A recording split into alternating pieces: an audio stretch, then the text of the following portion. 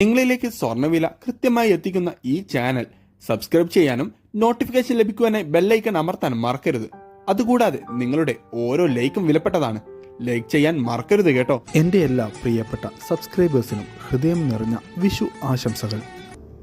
വില ഇങ്ങനെ കൂടുമ്പോൾ സാധാരണക്കാർ, പ്രത്യേകിച്ച് മക്കളുടെ വിവാഹം പോലുള്ള ആവശ്യങ്ങൾക്കൊക്കെ എങ്ങനെ സ്വർണം വാങ്ങും?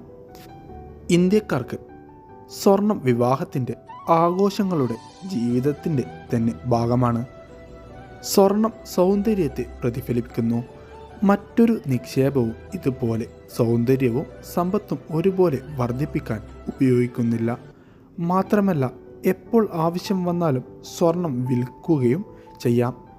വേറെ ഏത് ആസ്തിയാണെങ്കിലും ഒറ്റയടിക്ക് വിറ്റ് പണമുണ്ടാക്കാൻ പറ്റുകയില്ല. വിറ്റാൽ അപ്പോൾ തന്നെ കാശും കിട്ടും. ചികിത്സ പോലെയുള്ള ആവശ്യങ്ങളിൽ സാധാരണക്കാർക്ക് മാത്രമല്ല, സമ്പന്നർക്കും സ്വർണം സഹായിയാണ്.